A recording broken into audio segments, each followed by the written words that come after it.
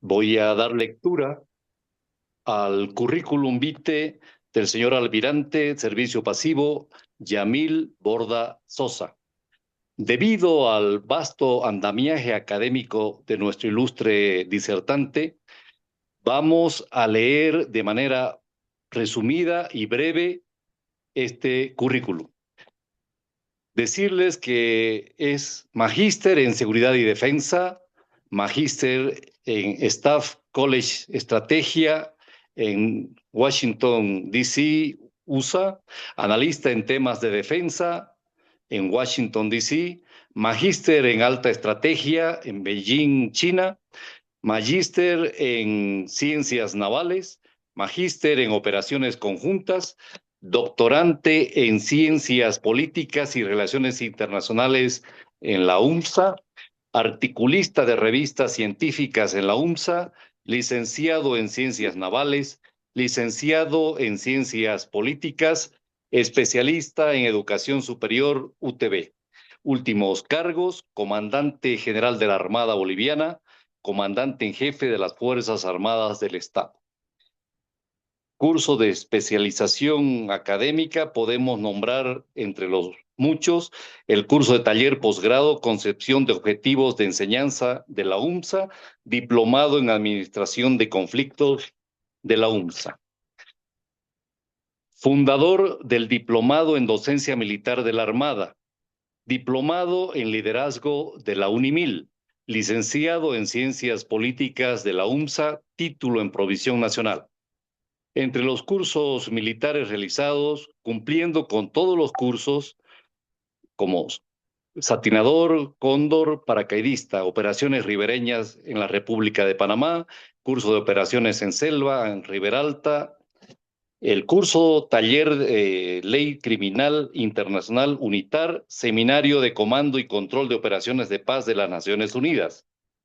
Entre las docencias en materias de, ha sido docente en las siguientes materias: geopolítica en la Escuela de Altos Estudios Nacionales, geopolítica en la Escuela de Guerra Naval Dr. Ladislao Cabrera, talasopolítica en la Escuela de Altos Estudios Nacionales, geopolítica curso a distancia para oficiales superiores, dimensión militar en la Escuela de Altos Estudios Nacionales, estrategia en la Escuela de Guerra Aérea, estrategia en la Escuela de Comando y Estado Mayor del Ejército, intereses marítimos, Escuela de Guerra Naval Dr. Ladislao Cabrera, en los Juegos de Guerra, Escuela de Guerra Naval Dr. Ladislao Cabrera, teoría de la guerra en la Escuela Naval Dr. Ladislao Cabrera.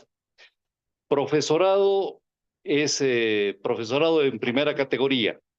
Cursos académicos militares, podemos nombrar maestría en seguridad y defensa nacional, tesis con honores. Magíster en estrategia, Universidad de Defensa en Beijing, China, tesis premiada. Entre los cargos importantes que ha ocupado, ha sido docente en todos los institutos de la Armada en temas militares y marítimos, comandante de grandes y pequeñas unidades de la Armada, jefe de estudios de la Escuela Naval Militar, oficial enlace en la Embajada Americana, jefe de operaciones del Cuarto Distrito Naval, representante de la Armada ante la ONU, Organización de Naciones Unidas, comandante de la Fuerza de Tarea Especial, ayudante general del Comando en Jefe, jefe de operaciones de la Armada, jefe de Estado Mayor de la Armada Boliviana, comandante general de la Armada Boliviana, comandante en jefe de las Fuerzas Armadas del Estado Plurinacional de Bolivia, entidades a la que pertenece, miembro fundador de REAL, que es la red de expertos y analistas latinoamericanos que hace consultorías académicas y proyectos de investigación. Asociación de Exalumnos del Naval War.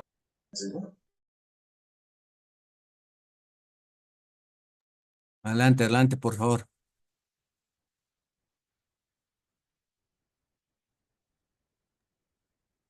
Está apagado su micrófono. Julio Armando, está apagado tu micrófono. Julio Armando, Sí. Julio Armando, tu micrófono. ¿Ya se me escucha? Sí, sí, ¿Perdón? se te escucha, se te escucha. Ya, perfecto. Eh, no sé desde qué parte no me han escuchado. Sí, ¿Cargos importantes? sí, sí, cargos importantes. Ya.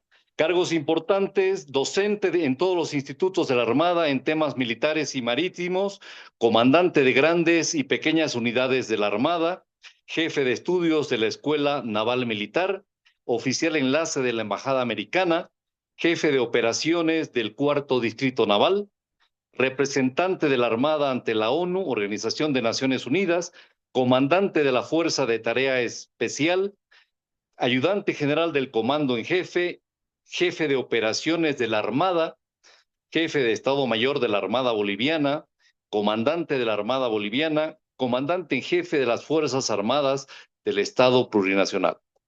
Y finalmente las entidades a las que pertenece. Es miembro fundador del REAL, que es la red de expertos y analistas latinoamericanos que hace consultorías académicas y proyectos de investigación.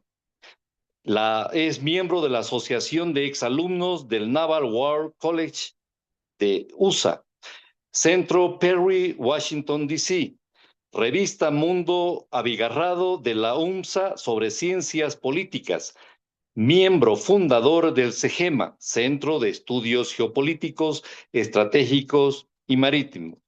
De esa forma, hemos concluido con la lectura del currículum vitae resumido del señor almirante Yamil Borda Sosa. Muchas gracias. Muy amable, General Rojas. ¿Alguien está compartiendo la pantalla? Por favor, voy a pedirle que deje de compartir su pantalla. Por favor, tiene que el expositor compartir. Por favor, alguien está compartiendo su pantalla. Deje de compartir, por favor.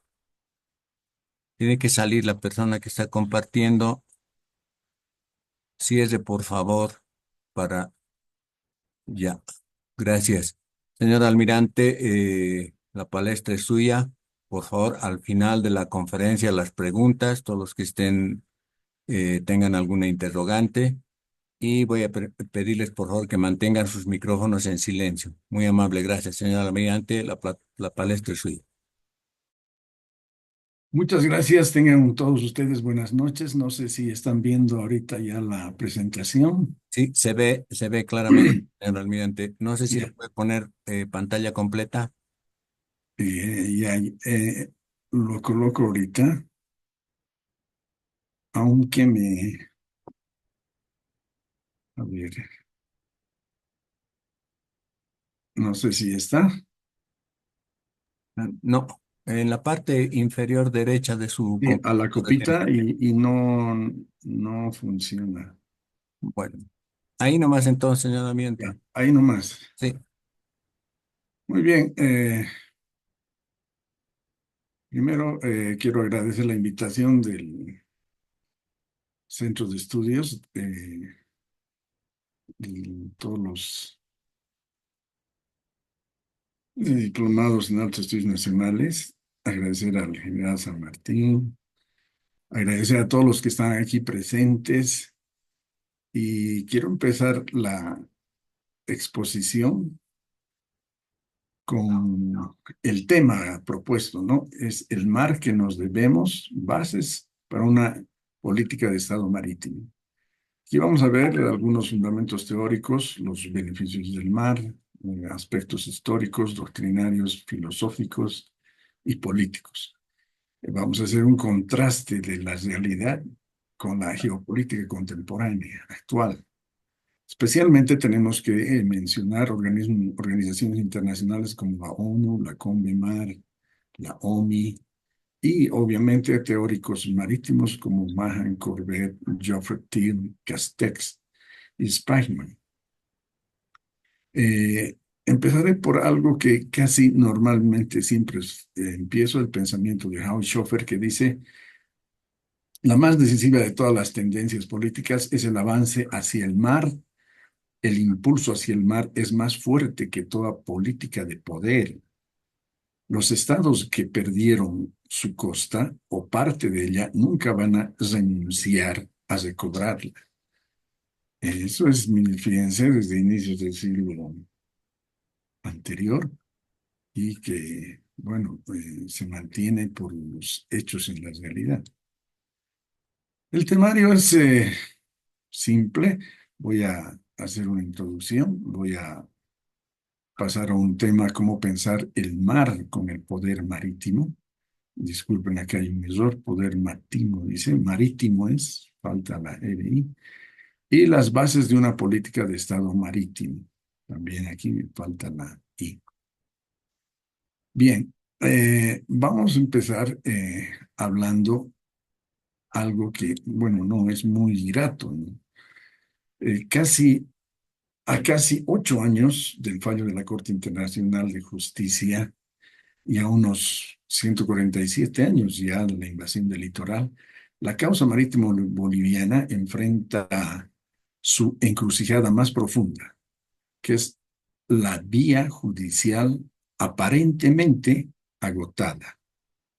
Pero en el grupo que estoy, que han escuchado, el CEGEMA, hay una propuesta del doctor Víctor Chávez, muy bien fundamentada, que posteriormente les sugeriría del SEDAEN que puedan invitarlo.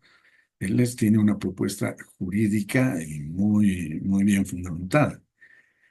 Bueno, entonces esta retórica confrontacional ha demostrado una determinada o cierta ineficacia.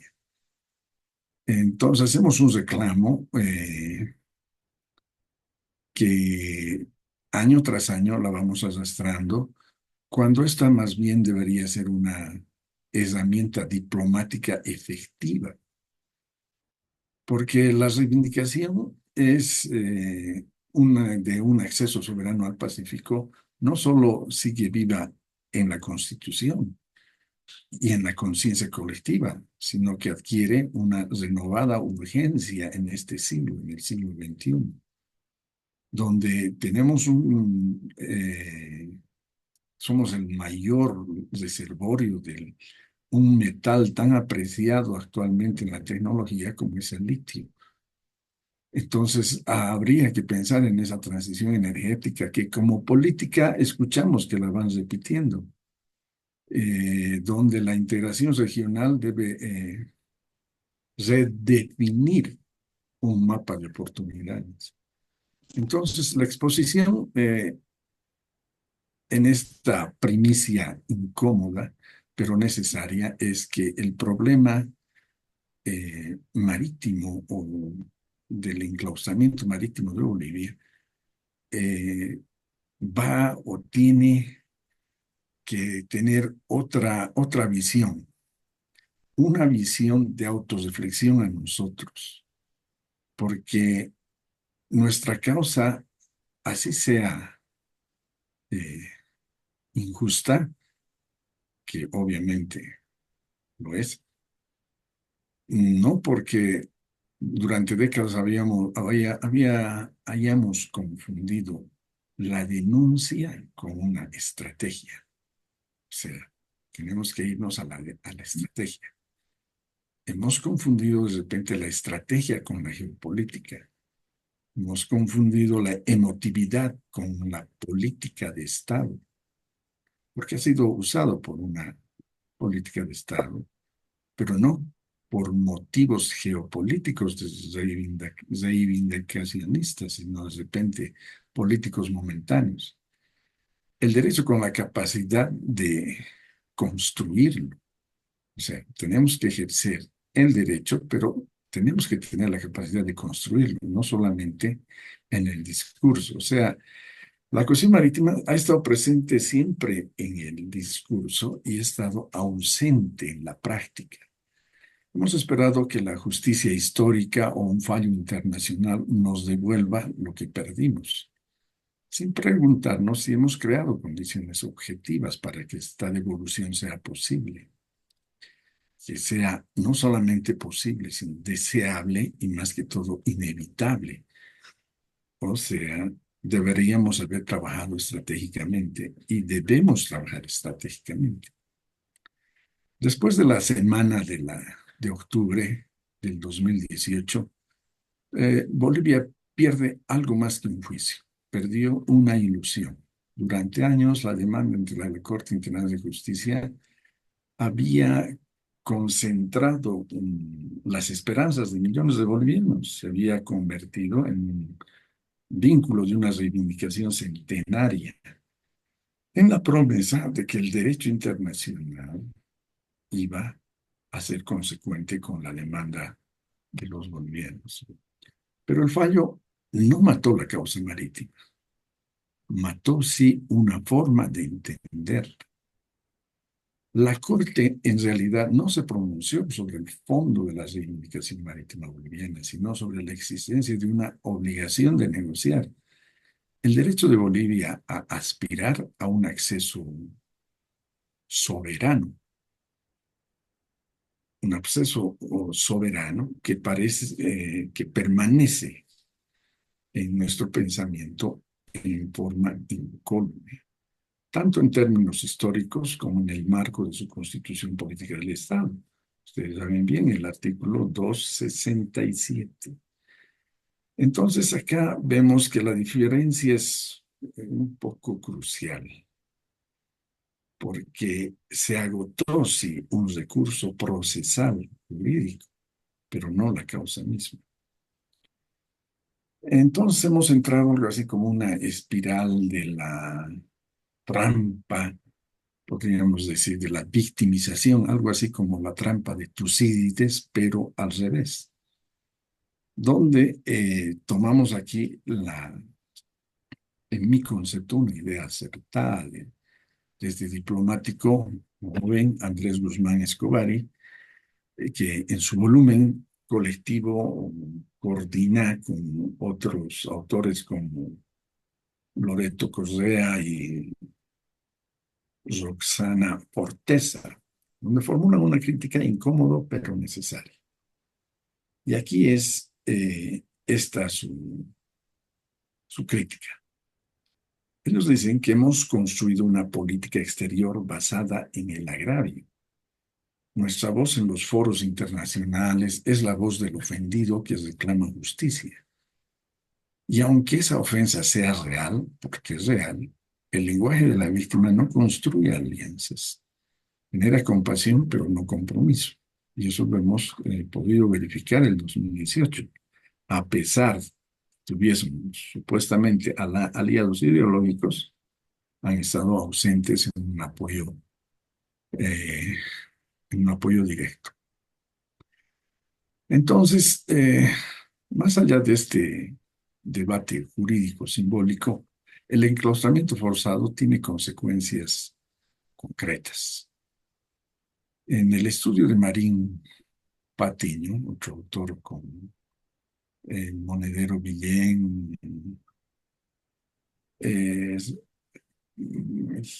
Gigena Atelu, que escribe en el 2005 con precisión lo siguiente. Existe un sobrecosto logístico. Todos los países que están sin acceso directo al mar, hay un sobrecosto logístico comprobado no solamente por autores específicos como los he mencionado, sino también por la UNTAC, la Organización Nacional del Comercio y de los Países en Desarrollo, por la Organización Mundial del Comercio, por muchas entidades, donde la desventaja es los costos de exportación e importación que afectan a la balanza comercial del Estado, más o menos entre 40 a 50%, lo que no hace competitivo al Estado. Después llegamos a tener una dependencia estratégica. Entonces hay la necesidad de utilizar puertos bajo soberanía extranjera. Y esto condiciona la política comercial y genera muchas vulnerabilidades frente a eventuales conflictos críticos que siempre los vemos, ¿no? Siempre estamos viendo los paros, las malas condiciones del mar, etcétera. Entonces hay una limitación en el desarrollo industrial. Esta limitación en el desarrollo industrial es terriblemente afectada en el comercio internacional, especialmente en lo que nosotros quisiéramos desarrollar sin problemas, la cuestión del litio. Eh, bien, es necesario que ustedes vean este gráfico y que pongan en su cabeza cada espacio importante de lo que es y está estipulado en la CONVEMAR, que son las zonas marítimas. De la línea de base que vemos acá, no sé si ven con mi flechita, acá, este es el mar territorial, 12 millas. Esta es la zona contigua, otras 12 millas. Esta es la zona económica exclusiva que llega hasta las 12 millas y esto es el alta mar. En todos estos espacios marítimos, los estados tienen derechos. O sea, aquí ha habido, vamos a ver más adelante, la pugna de todos los estados del mundo de cómo debería delimitarse estas áreas marítimas que, en cuanto a su jurisdicción. Entonces, en cada uno de estos espacios, los estados tienen derechos, inclusive aquellos estados que no tienen salida al mar. Acá un paréntesis. El año 1900 o el año 2012 estuve en la ONU y presenté una observación a la Cancillería y a la Embajada y al grupo de países sin litoral y con desventajas geográficas en Naciones Unidas, de que el grupo debería llamarse Grupo de Países sin Litoral, con desventajas geográficas y privados de su litoral. Entonces, en este aspecto, en mi concepto, Bolivia es un país privado de su litoral, no es un país sin litoral. O sea, nosotros hemos nacido a la vida independiente con un territorio marítimo y es el problema que vamos arrastrando.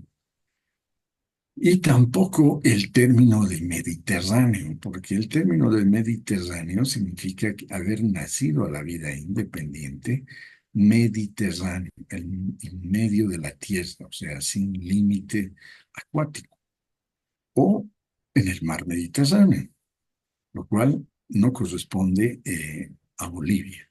O sea, Bolivia es un país o enclaustrado y, en mi concepto, privado de su litoral. Bueno. Todos estos espacios vamos a ir viendo, solamente quiero que graben en su memoria para que puedan ir ubicando todos los términos. Aquí vamos a entrar a un aspecto importante para entender lo que es la geopolítica, la política, la estrategia y la diplomacia. Porque tenemos que conocer qué cosa, por qué estamos reclamando tanto un acceso al mar. Aquí vamos a ver algunos beneficios que nos da el mar.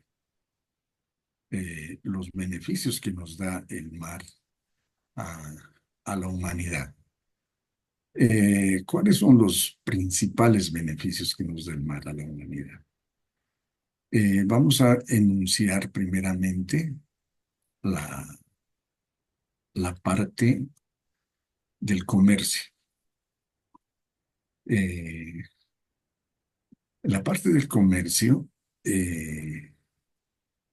es algo importante, ya que el mar constituye uno de los sistemas más complejos y productivos del planeta.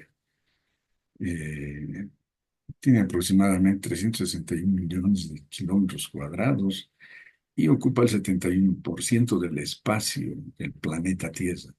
Por tanto, el comercio se mueve por ahí. La economía del mundo, de acuerdo a todos los estudios que se tiene, se mueve por mar en un 80%, tanto en exportaciones e importaciones. Entonces, el mar nos da beneficios directos y nos da beneficios indirectos. Beneficios directos, obviamente, a aquellos países que sí tienen costa, ¿no? Tienen una costa física en el litoral. Y los beneficios indirectos o mediatos que nos dan a los países sin litoral y privados de su litoral. Bueno, Bolivia no está excluida de todos los beneficios del mar, sino que está infrautilizando sistemáticamente los mecanismos disponibles para acceder a los beneficios inmediatos. Entonces, ¿qué debemos hacer para poder participar de estos beneficios que nos da el mar?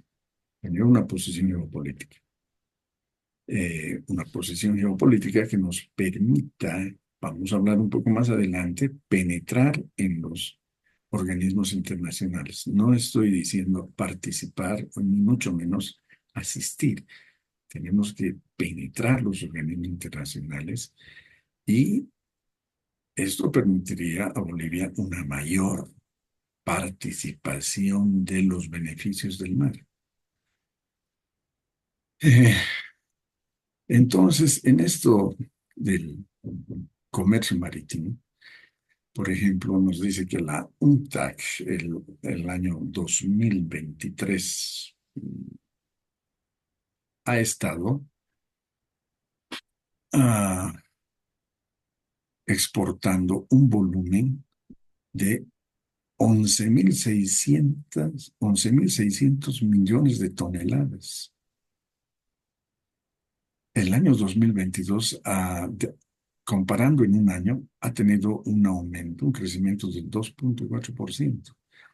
A la actualidad, esto debe estar rondando los 15.000 millones de toneladas. La proyección para el 2029 es que va a aumentar esto en 2,7%. ¿Qué nos dice esto? Que el transporte marítimo es algo realmente fundamental para todos los estados, porque por ahí se mueve la economía, porque tenemos el derecho de hacerlo, tenemos la capacidad de hacerlo, tenemos la organización para ejecutarlo, pero acá vamos a adelantarnos, hay una falta de voluntad política. Y aquí es donde vamos a incidir, en la voluntad política. Otro aspecto importante de los beneficios que nos da el mar es la pesca. O sea, la pesca eh, marítima, de acuerdo a la Organización de la Alimentación y a la Agricultura, más o menos produce 223 millones de toneladas. 223 millones de toneladas en alimentos. Eso es un dato de la FAO.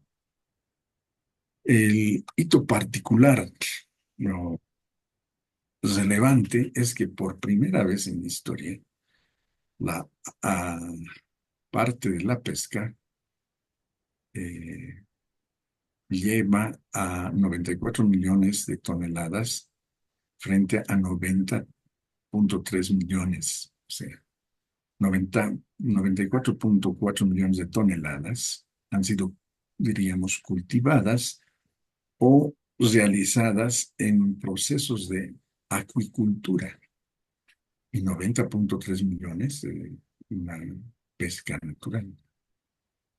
Se estima que el valor de esta producción de alimentación llega más o menos a unos 315.000 millones de dólares. Esto es un dato de la FAO del 2024. Entonces, aquí tenemos dos aspectos. El comercio, que debemos participar, ¿por qué debemos gozar de los beneficios del mar? La alimentación. Fíjense, actualmente tenemos participación, sí, tenemos. Vamos a ver más adelante, obviamente, es muy poca participación.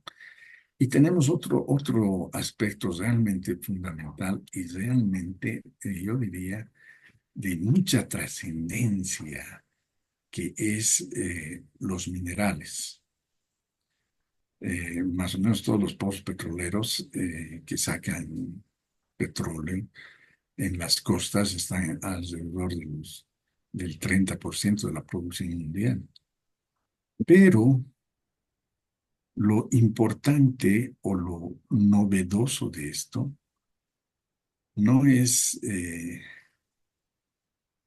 ese aspecto de la costa, sino es de un espacio marítimo que, como lo hemos visto, se llama la zona. La zona es el lugar donde está realmente asombrando a la humanidad, a los científicos y a las organizaciones marítimas por la riqueza que ésta tiene. Muy bien. Para ver esto, de nuevo les voy a mostrar dónde está la zona. Hemos dicho acá 12 millones mar territorial. Aquí tenemos derechos de paso inocente, zona contigua, cable submarino, zona económica exclusiva. Aquí tenemos los derechos de pesca del excedente de los estados. Y alta mar, o sea, la superficie es de todos países con costa y sin costa. O sea, si Bolivia tiene derecho al mar, obviamente está acá. Este lugar no es de ningún estado en particular. Nosotros podemos participar con transporte, con comercio, construcción de islas, con investigación científica, con pesca y ahora con la participación en la zona. La zona es el fondo de alta mar. Y en la zona, en este fondo de alta mar, lo que se ha identificado son los minerales. O sea, existe tan cantidad de minerales que se llaman nódulos polimetálicos, también llamados nódulos de manganeso o sulfuros polimetálicos. ¿Estos qué son? Son sólidos, son depósitos sólidos de hierro manganeso que se forman en el lecho del océano.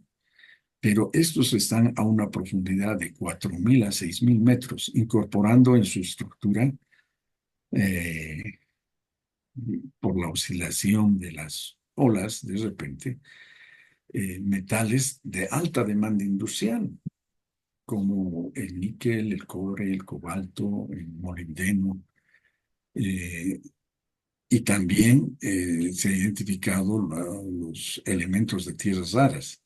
Entonces, estos nódulos se forman por la acumulación lentísima de metales desde el agua de mar y el agua de los poros del sedimento de las tasas de crecimiento inferiores a los 4.000 metros por millón de años.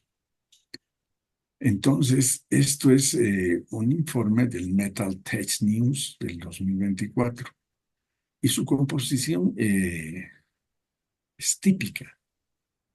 Digamos, estos nódulos del tamaño de unas pelotitas de tenis o de golf, un poquito más grandes de repente, tienen concentrados manganeso, níquel, cobre, cobalto, con el 99% restando, o sea, siendo usable como mineral. O sea, de una pelotita, el 99% es minerales. Esto es de acuerdo al informe de la Autoridad Internacional de los Fondos Marítimos. Esto nos dice el 2022.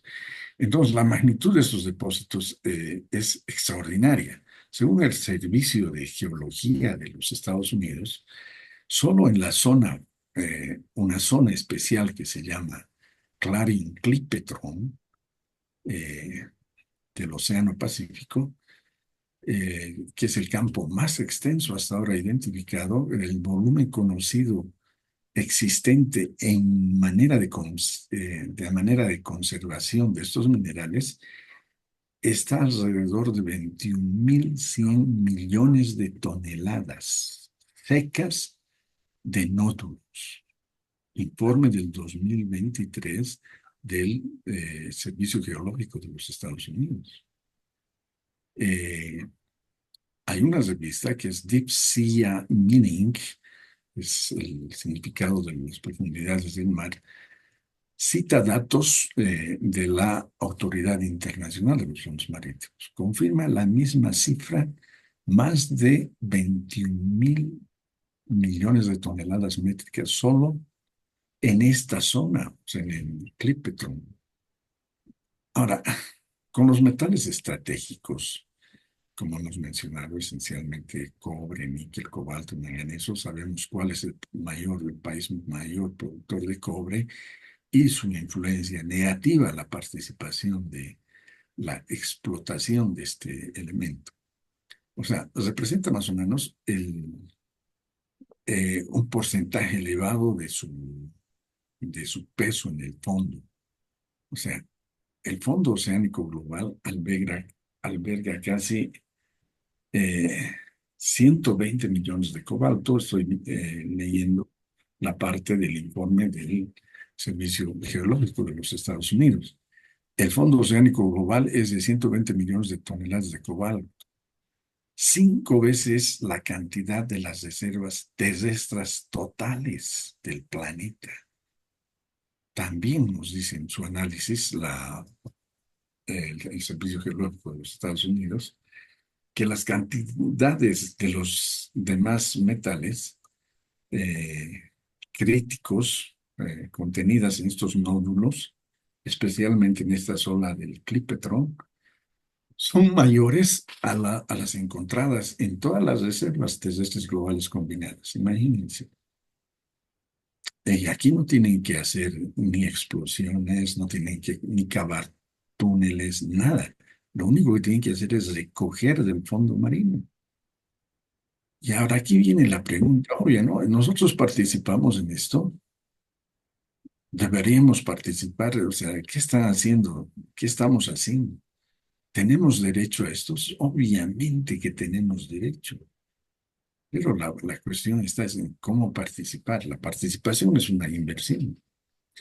La Autoridad Internacional de los Fondos Marinos, desde el año más o menos 1994, ha concedido contratos de explotación solamente a 19 países para extracción de nódulos polimetálicos concentrados, principalmente en esta zona, para sulfuros polimetálicos y para costras ferromanganesos ricas en cobalto. Fíjense, todos estos metales son requeridos porque son metales estratégicos. Aquí vemos que obviamente Bolivia habrá solicitado un contrato para poder realizar esa explotación de un pedazo de ese inmenso mar, de esas riquezas. De acuerdo a los informes de la ISA, por sus términos en inglés, es International Seabed Organization o Administration, Bolivia no ha participado ni ha solicitado. Entonces, cuando tú no participas ni solicitas, pierdes. Es por eso que este tema es realmente importante para que la política, o sea, la voluntad política se ejerza a través de permitir, en especial, yo les hablo, en especial, los miembros de la Armada, muchos de los miembros de la Armada, son expertos en estos temas. Es gente que ha hecho cursos, que ha estudiado en universidades de Suecia y Noruega, temas marítimos. Pero falta la participación, falta la amplitud que vamos a ver más adelante. Entonces hay una significación estratégica de esta ausencia. O sea, la medida en que la explotación comercial de todos estos nódulos avance, vamos a ver dos ejemplos más adelante de dos países que como son Tonga y Nauru, son repúblicas tan pequeñas. Una es la tercera más pequeña en el mundo, que el único ingreso que tenían era el turismo y que ahora se han convertido en países mineros, porque son ellos los que han participado y han solicitado la explotación de estos nódulos polimetálicos. Bueno, entonces acá tiene que haber una presión de transición energética para poder cambiar lo que siempre se habla, ¿no? La matriz energética del Estado. Pero tenemos acá nosotros un recurso tan importante como es el litio. Y en los nódulos metálicos existe este metal en pequeñas proporciones, pero existe otros metales necesarios para la construcción de las baterías, como el cobalto, que está también en grandes cantidades, mayores cantidades que en los reservorios del planeta Tierra. Y estos beneficios, escuchen bien, son patrimonio común de la humanidad. Y estos beneficios van a fluir hacia los estados que hayan establecido presencia activa en la organización que se llama la Autoridad Internacional de los Fondos Marinos. Mientras los que permanezcan ausentes se quedarán al margen de una transferencia de riqueza de escala histórica. Entonces es necesario que nos preparemos y podamos nosotros también participar. Cuando les hablo de todo esto, ustedes ya estarán dándose cuenta qué políticas debemos adoptar, podemos adoptar. También tenemos los fundamentos jurídicos. El mayor fundamento jurídico que tenemos para la participación de esto es la CONVEMAR. La CONVEMAR que nace en 1988 y que se establece en 1994, donde indica lo siguiente. Fíjense, el lugar que estábamos hablando de la zona, nuevamente les voy a mostrar la zona, esto que está con rojo, es los fondos del alta mar donde Bolivia es soberana, donde no hay nadie que pueda observarnos, nos pueda limitar en nuestra actividad. Obviamente está regulada por la autoridad de... Hay dos autoridades ahora en la cual Bolivia participa. Una es la Autoridad Internacional de los Fondos Marinos y la otra es del Biodiversity Beyond National Jurisdiction. Es la biodiversidad más allá del mar territorial o de los mares controlados por los estados costeros, quiere decir en este sector. Bien, entonces fíjense, nuevamente, el fondo que está normalmente, hemos dicho, estos fondos marinos se encuentran entre los 2.500 para adelante metros de profundidad. O sea, las profundidades de los mares, muy poco exploradas, varían, o sea, se indican que son como montañas, ¿no? Formaciones montañosas en el fondo del mar, no es una cosa plana. Pero lo importante de esto es que ningún estado puede reclamar soberanía ni apropiarse de la zona de ninguna parte de ella. Y esto está firmado por la CONVEMAR, que es conocida también como la Constitución de los Mares. Y esto indica claramente en su artículo 137. Ni siquiera los estados más poderosos tienen derecho a la propiedad sobre los recursos de la zona.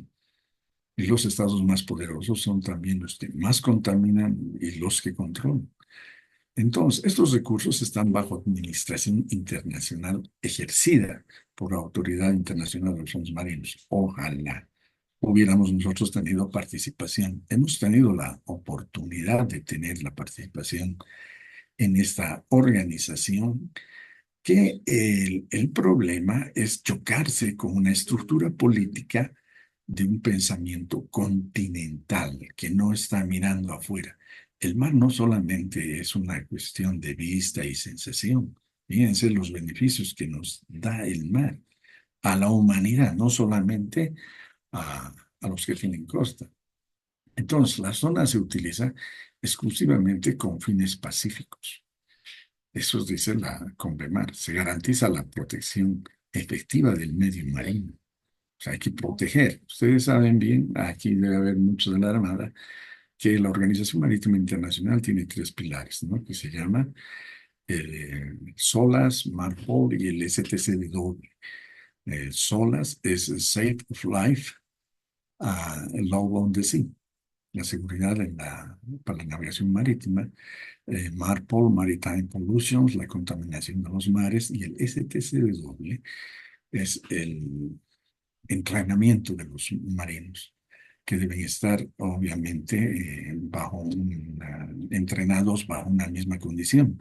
Entonces, por ejemplo, en este punto, Bolivia es signataria de la Organización Marítima Internacional y acepta las normas que nos impone esta organización internacional. Y esta organización nos impone, por ejemplo, tener una universidad marítima. Y es por eso que la Armada ha creado la Escuela Marítima, donde debe capacitarse a gente de mar. Entonces, estos beneficios económicos, financieros, derivados de las actividades de la zona, se distribuyen equitativamente entre todos los estados. Estamos hablando de la zona, los fondos marítimos. Ahora, si no participamos, obviamente no vamos a tener nada. Y fíjense la cantidad de riqueza que tienen esos fondos marinos, solamente en minerales. Todavía no la parte de la cuestión de pesca, que también es un campo bastante amplio, la cuestión de energía, que es otro campo nuevo, energía pura, que generan estas masas marítimas están aprovechando ya algunos estados, pero que también nosotros somos parte activa o dueña de estos espacios. Muy bien. Otro punto importante que vemos acá es el mar como fuente de la economía azul. De acuerdo a esta institución OCDE,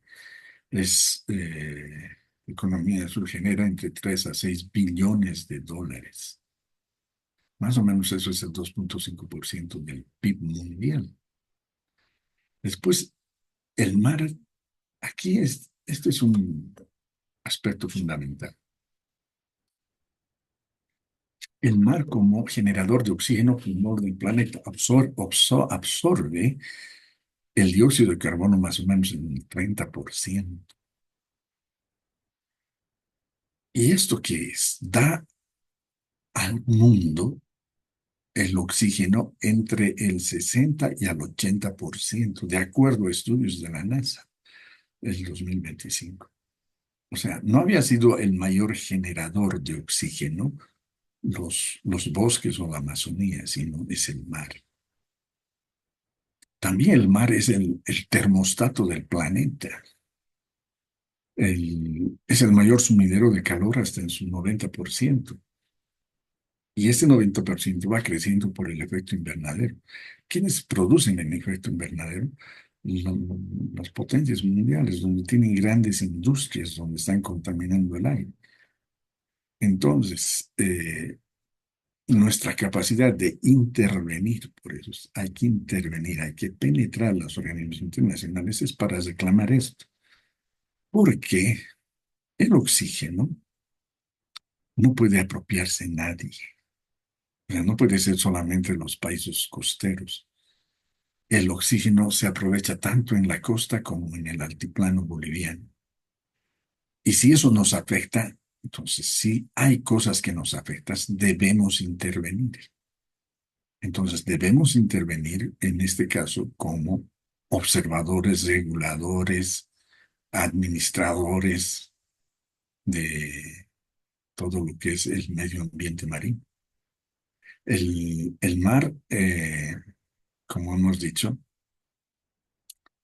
eh, absorbe el 90% del calor, que para algunos científicos, si esto no fuese así, en muchos estados, no regiones, estados, se producirían grandes sequías y el calor puede ir aumentando. Entonces tenemos también el mar como energía pura, donde se generan energía a partir de la corriente eólica, corrientes maremóticas, corrientes de eh, de masas de profundidad de circulación de masas de agua, el de la gradiente salínica. O sea, este tipo de energías que están aprovechando muchos países ya y están generando, obviamente, el provecho del estado, es energía pura y energía renovable. Ahora, los estados sin litoral debían o no debían participar en esto. Obviamente que deberíamos participar en esto, porque esas energías vienen de alta mar. Y en alta mar nosotros somos también dueños y propietarios y podemos usufructuar esas masas de corriente marina, porque el alta mar es el patrimonio de la humanidad. Aquí vamos a ver algunos gráficos.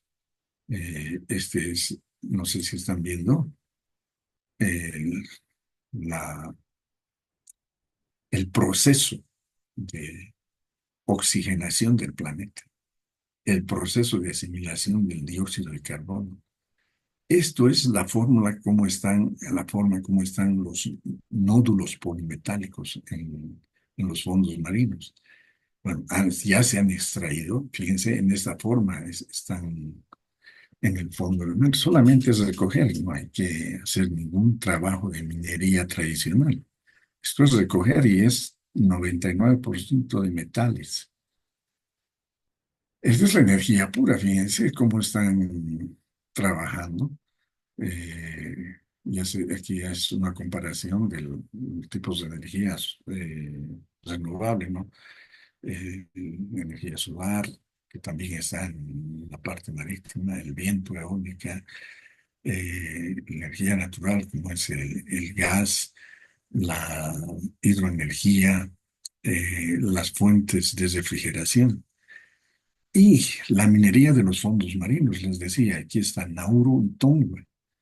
¿Dónde están estos? Fíjense, están en pleno oxígeno, en pleno Pacífico, en alta mar, donde se han asociado empresas canadienses y han logrado que la Autoridad Internacional de Fondos Marinos le haga una concesión para que ellos puedan extraer minerales como ser oro, cobre, en el mar, especialmente esto está en el mar, uno en el Pacífico y el otro cercano a la Zelanda, a las Islas Salomón. Entonces, este país, por ejemplo, eh, ¿cómo se llama? Nauru, eh, no llega a los 10.000 kilómetros cuadrados y sus habitantes deben ser un poco más de 1.000. Y es un país minero. Y Tonga obviamente está por los más o menos 100.000 habitantes y unos eh, 37.000, algo así, kilómetros cuadrados. Entonces, ¿qué podríamos hacer en un mapa conceptual con esta cuestión de la minería en la zona de Clarion Cliff Plateau, que más o menos son 4.5 millones de kilómetros? Esta ubicación en el Pacífico entre México y Hawái, en una extensión de entre 7.240 kilómetros de este a oeste, una profundidad de 4.000 a 6.000 metros de profundidad. Y el régimen jurídico de alta mar es patrimonio común de la humanidad. Bueno, estamos viendo los aspectos esenciales antes de entrar a la política, y aquí vemos los puertos que utilizamos normalmente. Bolivia es Chile, los puertos de Bolivia, de la hidrovía y Perú. Estas son las empresas navieras que hemos hablado en la primera parte del comercio internacional. Nosotros debíamos apuntar, como teníamos en la década del 70, 80 hasta el 90, Linabol, podríamos hacer convenios, ¿no? Hemos tenido la concesión de hilo, hemos tenido la parte de proyección en cuanto a proyectos, ¿no? Hilo, Arica, La Paz Arica, Matarani, Chancay, y tenemos la oportunidad de hacer proyectos de La Paz Hilo, Matarani Hilo, Chancay. Muy bien. Eso más o menos es la parte de qué debemos saber sobre el mar nosotros. Ahora vamos a ver cómo pensar el mar desde el punto de vista del poder marítimo. Nosotros somos 42 países, bueno, rectificando, ¿no?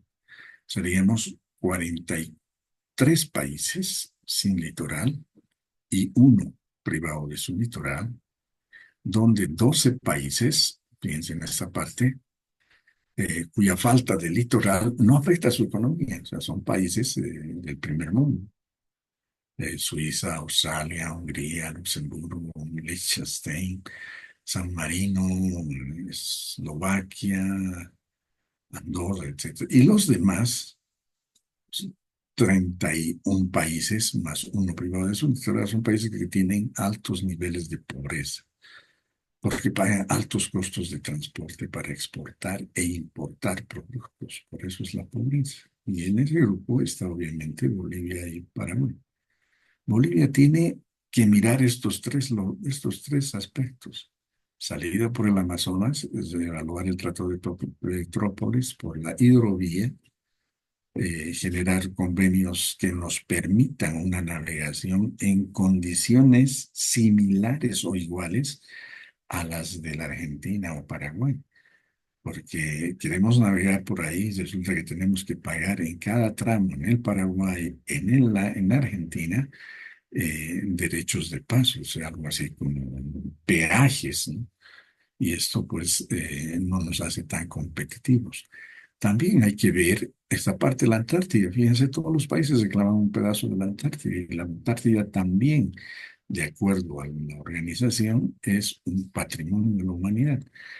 Aquí vamos a ver algunos aspectos de cómo es el PIB eh, per cápita en los estados sin litoral. Aquí vemos el mayor Producto Interno Bruto per cápita, $181.400, los 3.500 dólares per cápita. Y los menos están en 261.400. Bueno, estos son, es una realidad de los países sin litoral.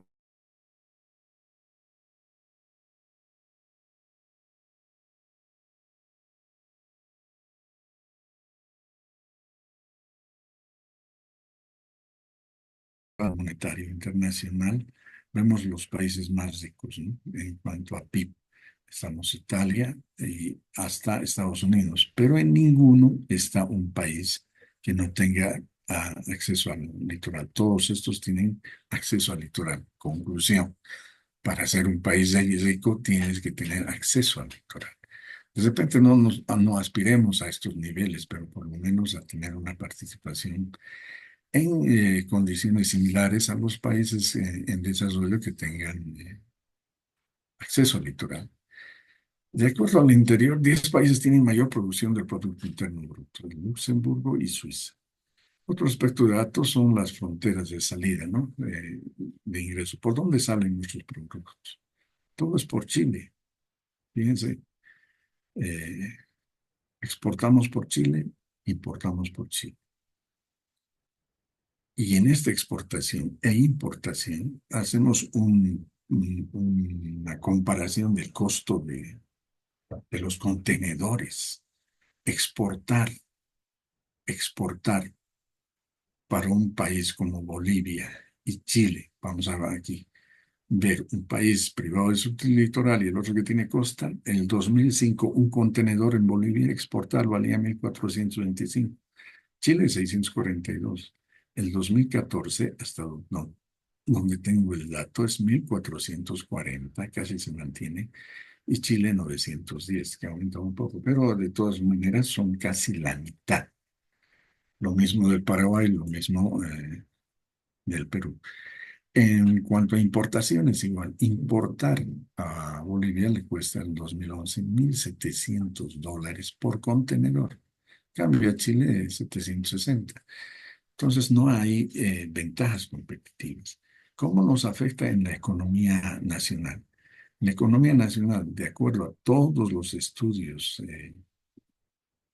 que realizan, como la Organización Mundial del Comercio, la OCDE, el PIB en diferentes años, en general, podemos decir que el PIB nacional es afectado más o menos con el 2% en promedio, como vemos acá. También de eso, de esta visión hemos tenido algunas oportunidades que no las hemos concretado, como este corredor que tendríamos de repente en la década del 75, ya bien hablando históricamente, podríamos haberla concretado. Otro aspecto es antes del problema limítrofe entre Chile y Perú, Bolivia debería haber participado eh, en esta negociación. Después de la Haya, en la reunión de la Haya entre los límites de Chile y Perú, había un espacio que, de acuerdo a algunos camaradas, fíjense, un espacio vacío. O sea, el límite de que daba la Haya parte del hito número 1 con la prolongación de este paralelo. Y la frontera de Chile era del hito número 1 paralelo hacia este sector. Y esto quedaba, era tierra de nadie, 3,5 hectáreas, ¿no? Algún historiador peruano le puso aquí, esto debe ser de Bolivia. Pero obviamente ya han solucionado y nosotros no hemos participado. En lo que les mostraba de de las zonas marítimas, nosotros tenemos en cada zona, aquí está mar territorial, zona contigua, zona económica exclusiva, alta mar, eh, la zona, tenemos derechos establecidos por la CONVEMAR, por la Organización Marítima Internacional. ¿Y qué debemos hacer? Solamente participar con capacidad profesional y técnica. Ahora, rápidamente vamos a ver la parte del poder marítimo, ¿no? Eh, Realmente podría ser una paradoja estratégica boliviana, pero ¿qué vamos a ver acá? Una estructura de análisis, el mar como espacio filosófico y político. El mar siempre ha sido una disputa desde Tucídides, el historiador griego que narraba las guerras médicas y las guerras del Peloponeso. Y aquí surge Grocio, quien para él el mar es un derecho natural del ser humano, no del país. Entonces el mar debe ser algo que no se puede apropiar nadie. Pero existe después otra posición, como es la del inglés, si no me equivoco, Seldon, que indica que tiene otra ponencia, ¿no? Y ya no dice el mare liberum, el de Grocio, sino dice el mare clausum, donde dice que debe haber control del Estado ribereño sobre una parte del espacio acuático, ya que bueno, los buques se disputaban quién llega primero a la costa, etcétera, y había muchos problemas, ¿no? Entonces, hay teóricos del poder naval, cómo se debe manejar la parte marítima para los estados. Y en esto está, pues, Mann, Corbett, Geoffrey Steele, Castex y Spykman, que vamos a tratar de ver su pensamiento, ¿no? Para Mann es importante que si el Estado quiere crecer y desarrollar, tiene que tener control del mar. Para Corbett, de repente, puede limitarse a participar en el control de las líneas de comunicación, ya que él decía que es difícil tener el control de todo el mar, porque no se puede estar ahí permanentemente, vivir ahí. No es como la Tierra. Él tiene 4 funciones fundamentales que les da especialmente a las armadas. Castex es otro genio de las armadas que no tienen mucha capacidad. Es un francés y Spyman, obviamente del Rhineland, se acordarán. En la cuestión de la historia marítima de Bolivia, sí, en Bolivia ha pasado todo un proceso desde 1826, cuando se funda la Capitanía de Puerto Cobija, ¿no? Ya hemos empezado ahí con las discrepancias a lo largo de nuestra historia, pero nunca hemos sido capaces de ponerle interés, empeño en consolidar 54 años de costa soberana, 25 años de poder negociar la apertura con soberanía en la parte marítima, de 1879 al 1904, donde se firma el Tratado de Paz y Amistad. Pero Bolivia tiene la Armada, donde está la doctrina. Entonces, la Armada tiene desde repente en sus espacios acuáticos las funciones que nos indicaba Geoffrey Steele. No tiene una función de seguridad y defensa, tiene una función de control de autoridad, como es una policía marítima, tiene una capacidad de diplomacia y tiene una función de participación en el desarrollo.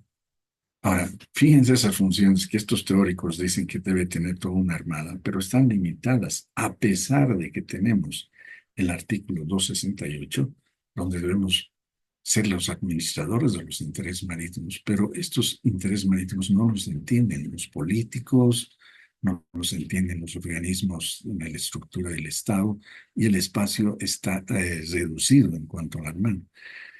Tenemos una realidad geopolítica contemporánea que no eh, condice de repente con la política del Estado. O sea, cuando hablamos de realidad geopolítica, hablamos de los cambios que se están sucediendo no solamente en la región, o sea, en Sudamérica, sino en el mundo. Hay tendencias. Y nosotros somos afectados. No es que nuestra participación sea importante, vamos a ser afectados en una u otra manera. Y tenemos una estrategia marítima. Entonces vamos a ir viendo acá la importancia. En este caso, la superficie terrestre, el mar es 79%, el comercio mundial 9%, estamos con 3 océanos, Pacífico, Atlántico y Índico.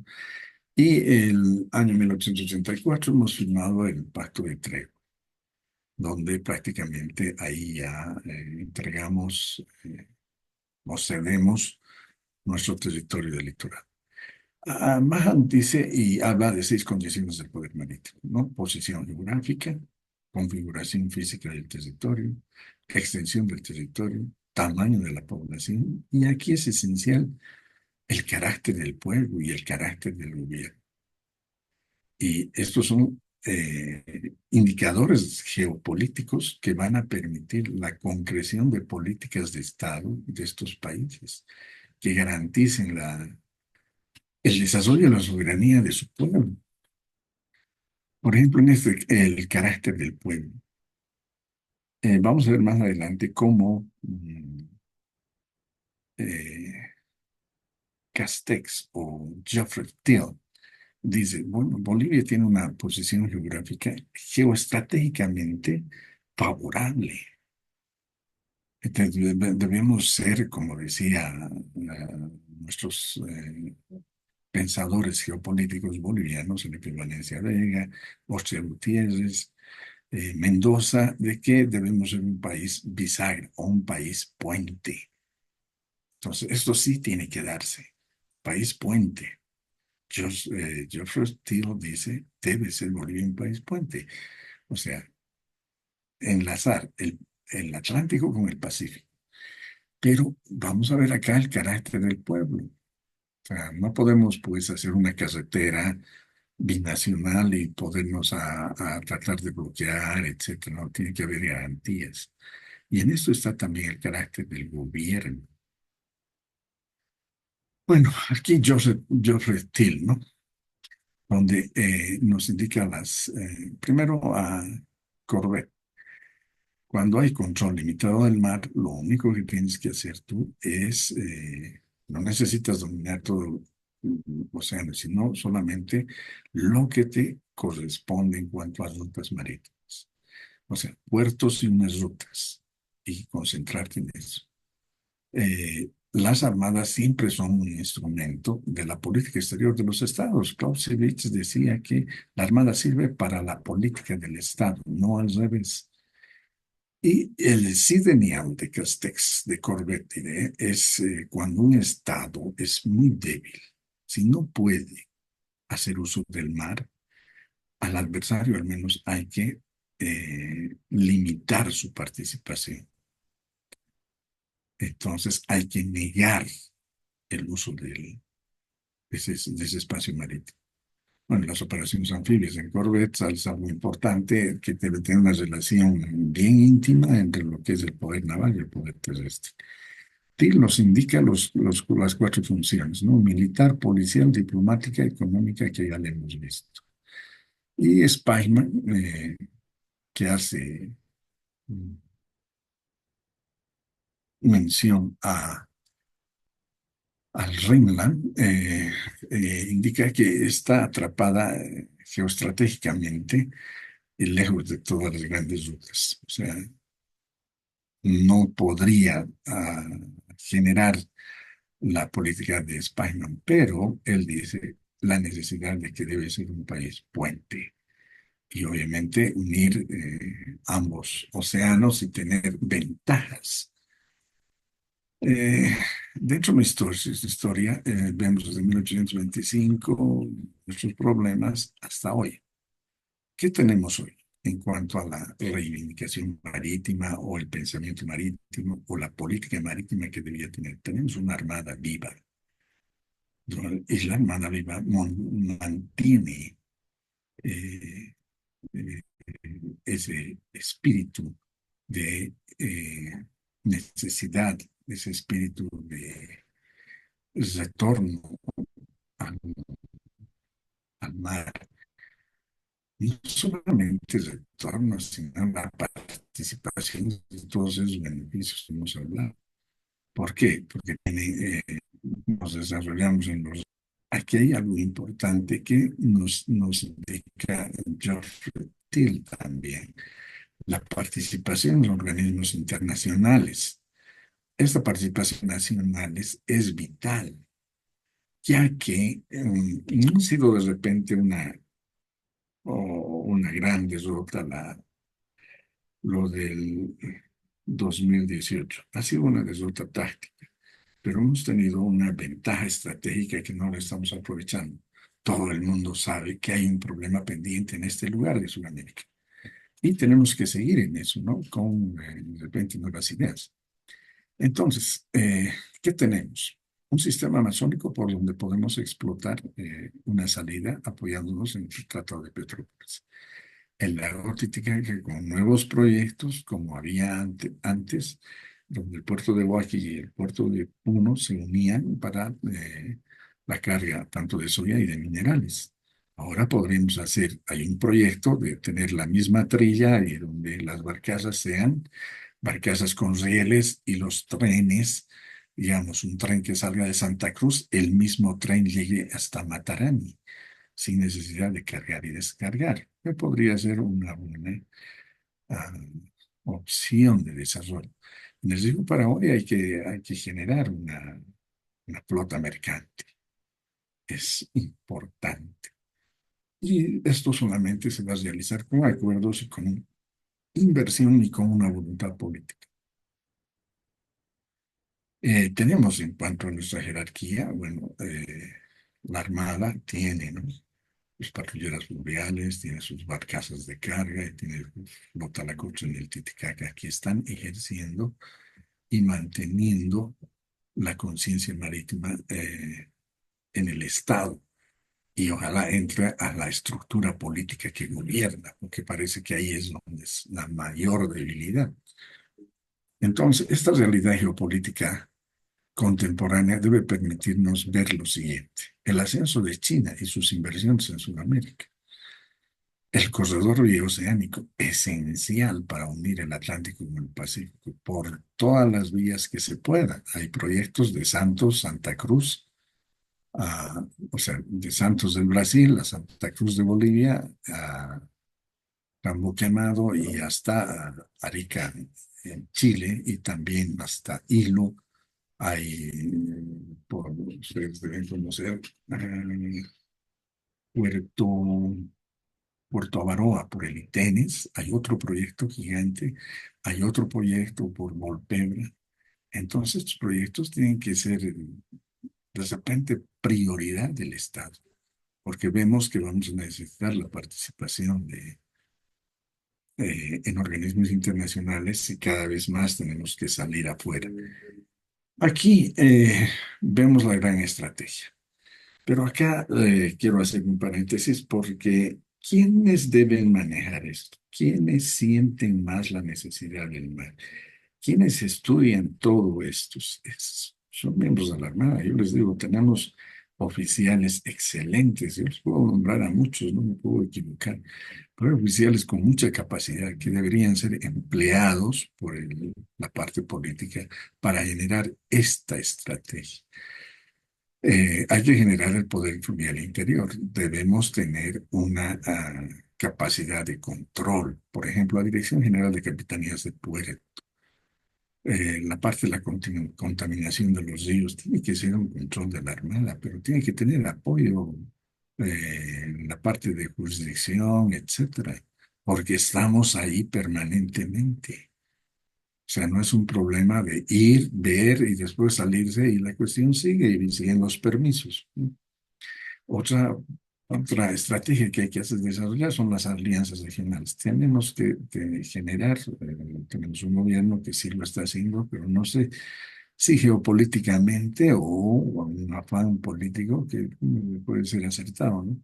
Con todos nuestros vecinos. Una presión diplomática. Esta presión diplomática se refiere a la participación de miembros de la Cancillería, miembros de la parte ejecutiva en organismos internacionales relativos al mar, que ejerzan presión. Hay un problema por resolver acá que está impidiendo el desarrollo pleno de nuestro Estado.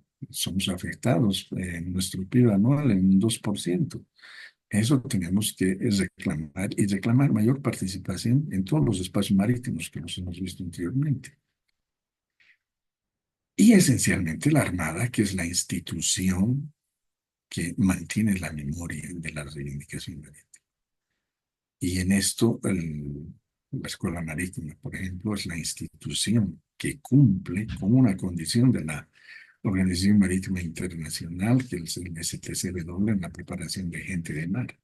Pero mucha gente no lo entiende así. Eso es una exigencia internacional. En síntesis, podemos decir que, por ejemplo, si pensáramos como Maha, él nos diría, construyan primero un comercio fluvial, luego una armada protectora, y luego el mar empieza con la voluntad política. Corbett diría que la armada es un instrumento político, define sus objetivos y usa para avanzarlos, no como fin en sí mismo. Eh, Geoffrey Peel ejerce las cuatro funciones que debería ejercer y que están en nuestra Constitución, pero hasta donde yo he visto no se puede ejercer por las limitaciones políticas internas. No nos pueden aprobar una ley de interés marítimos fluviales y lacustres. La Dirección de Interés Marítimos está peleándose con el viceministro de Defensa, no está en la estructura del órgano ejecutivo en el nivel que debe estar, mínimamente un viceministerio, o de repente estar la Dirección de Intereses Marítimos en Cancillería, porque las armadas son parte de la política exterior del Estado. Castex, fíjense, si no puedes ganar en el Pacífico, gana en tribunales, en derecho internacional, o sea, en los organismos internacionales. Por ahí debíamos empezar. Y Spyman, que es el productor del Rimland, él dice que es necesario que seamos un país bioceánico, o sea, con puertos. Entonces, como conclusión del poder marítimo, podríamos decir que el poder marítimo comienza en la costa y comienza con la convicción y con la voluntad política. Bolivia tiene ríos, una armada con memoria estratégica.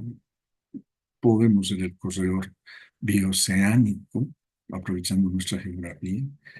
Y tenemos un elemento importante requerido por todo el mundo, que es el litio, que nos hace ver el mar como urgencia económica.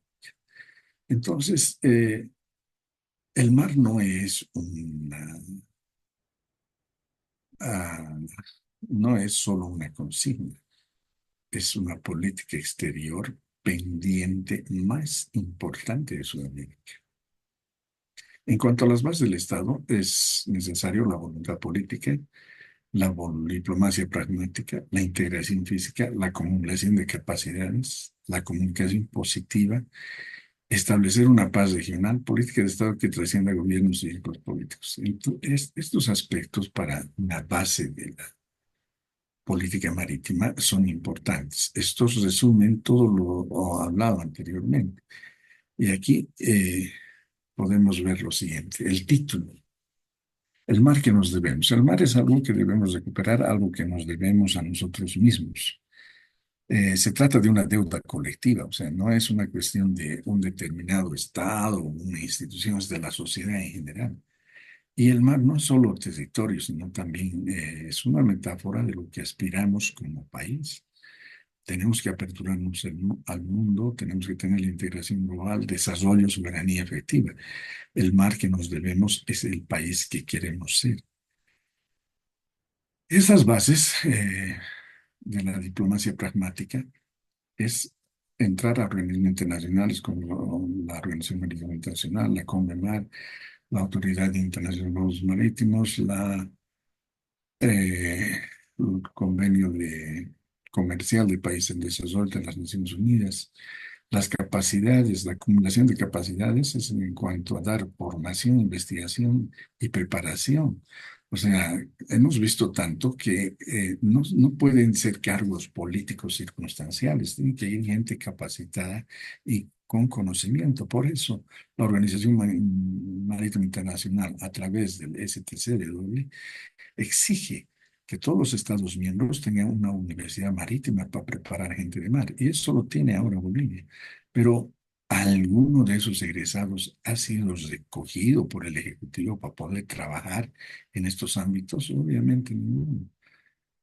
Bueno, después hay que tener una integración física. Hay que participar en todos los espacios marítimos que nos da la CONVEMAR. Y obviamente tenemos que pensar en participar, aunque sea relativamente a pérdida, en esos espacios construyendo infraestructuras, porque tenemos el apoyo de los organismos internacionales. La exploración jurídica innovadora.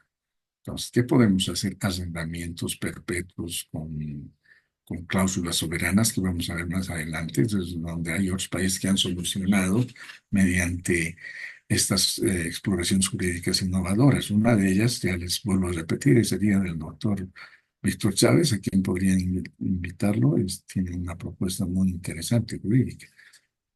Entonces, el futuro de la paz regional lograría procesos de integración en el Pacífico Sur y alta mar, sí se daría. Y la política exterior tiene que ser un diseño de políticas marítimas consensuado, firmado, comprometido, que sobrepase gestiones de gobierno, que sea una política de Estado donde todos los estados se comprometan a mantener esa política y no sean circunstanciales o eslogans de gobiernos temporales. Aquí vemos, por ejemplo, cómo ha solucionado el Congo, la República Democrática del Congo, su acercamiento al mar. Fíjense, tiene una extensión del mar, el Congo, de más o menos 37 kilómetros y el Congo es más o menos el doble en espacio geográfico, el doble de Bolivia.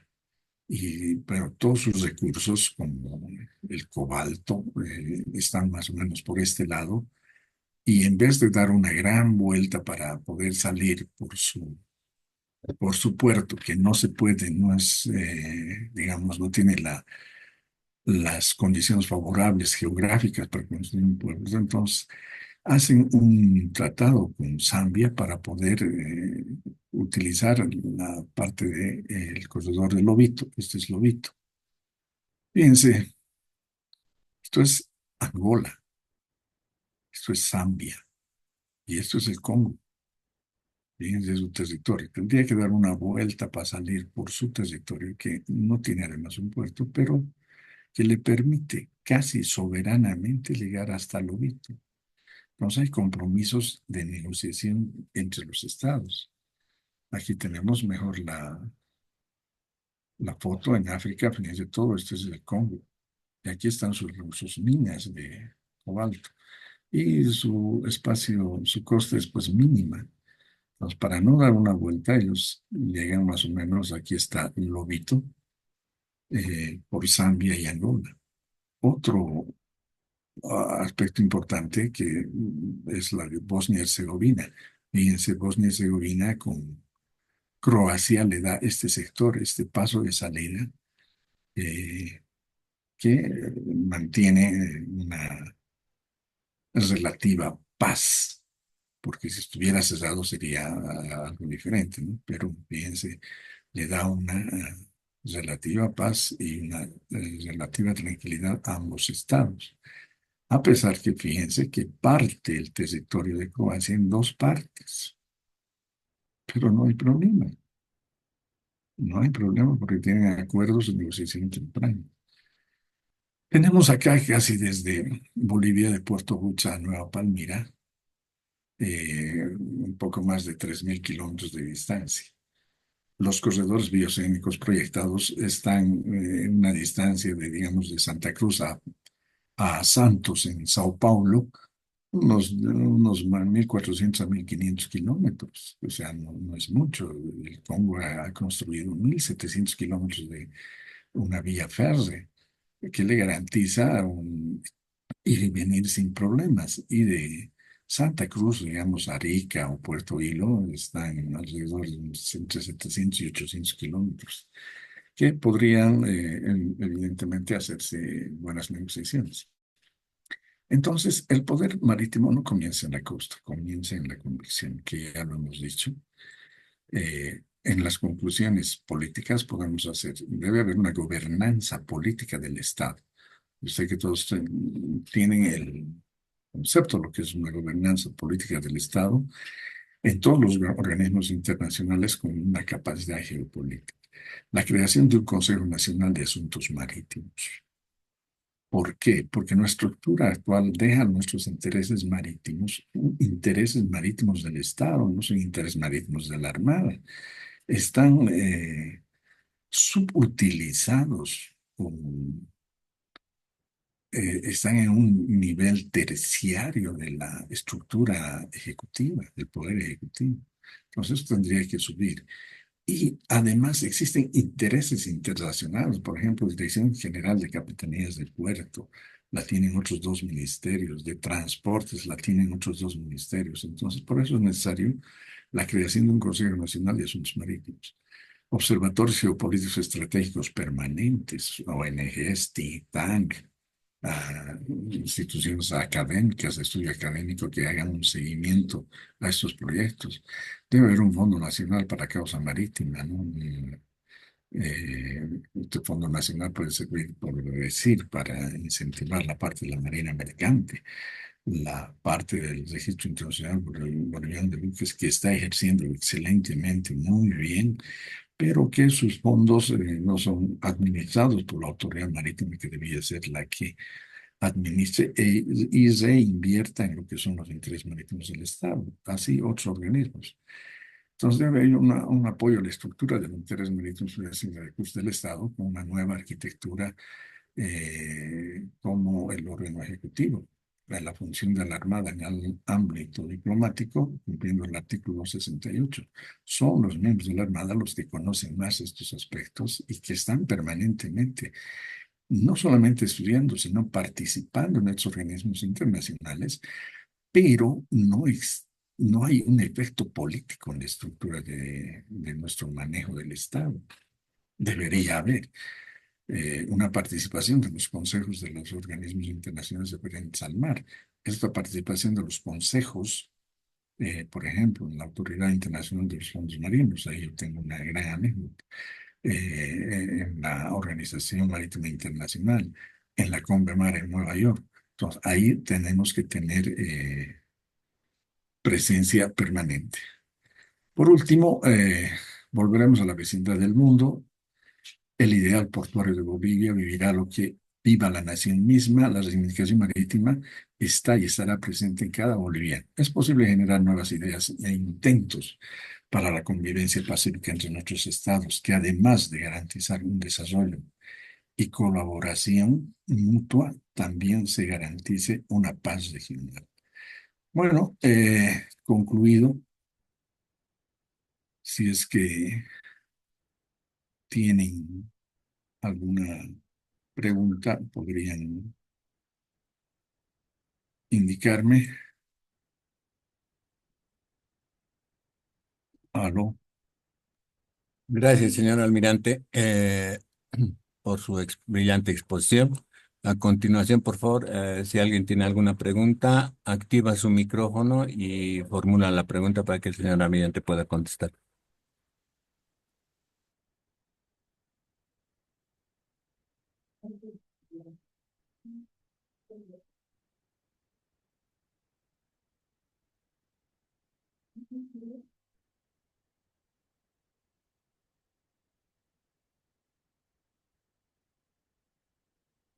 Muy bien, creo que no hay preguntas. Yo solamente agradecer la invitación y este es un tema realmente no es escabroso ni espinoso, pero es un poco complejo, que hay que entenderlo, pero que no hay que descuidar. Eh, Gracias, señor almirante.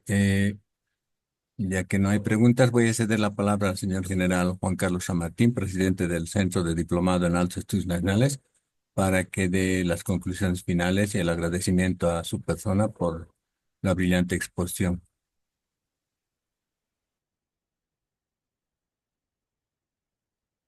Gracias, ¿me escuchan? Fuerte y claro, fuerte y claro. Ya, gracias. Distinguidos asistentes, al concluir la brillante conferencia El mar que nos debemos, bases para una política del Estado marítimo, realizada por el señor almirante Yamil Borda Sosa, corresponde expresar nuestro más profundo agradecimiento a todos quienes han hecho posible el espacio de reflexión. Agradezco al señor.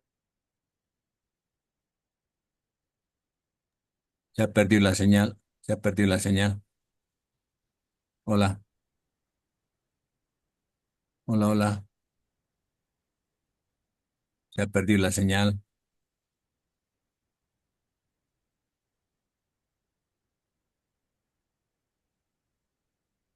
Se le ha perdido la señal. Bueno, señor almirante, muy agradecido por su presencia el día de hoy en la palestra del Centro de Diplomados en Altos Estudios Nacionales. Esperamos en una próxima oportunidad contar con usted para que nos siga ilustrando con sus amplios conocimientos, particularmente en lo que se refiere al área naval. Ah, ya, Ahora sí, yo creo su señal. Sí, a ver, adelante, por favor. decía, muchísimas gracias por la presentación. Alguien está con música, que apaguen su micrófono. Mi coronel Carbani, Ya está, ya está, ya está apagado. Ya está. ahora sí, ya me he movido todo, se ha cortado. Ya, entonces decía de que quería agradecerle especialmente al señor almirante Borda, eh, por la conferencia, quien con altura, intelectualidad y rigor analítico, y además de un sentido patriótico, ha contribuido a enriquecer nuestra comprensión sobre una causa que vive en la conciencia colectiva de todos los bolivianos.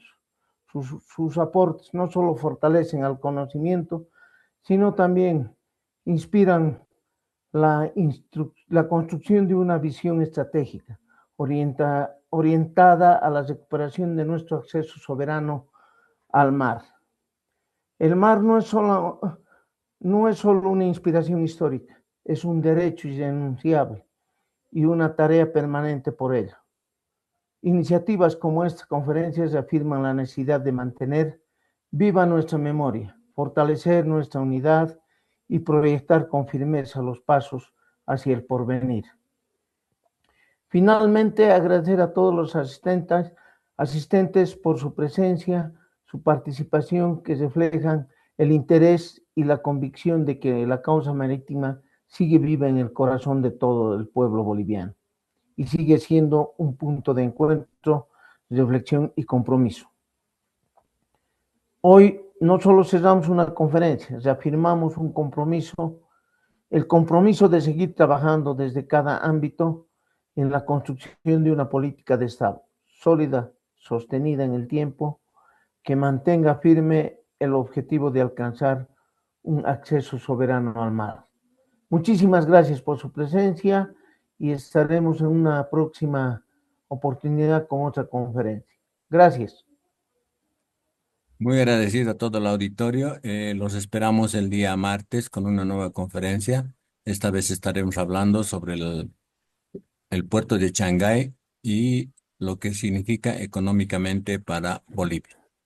Muy buenas noches y gracias a todos por estar en la plataforma del Centro de Diplomacia en Altos Estudios Nacionales.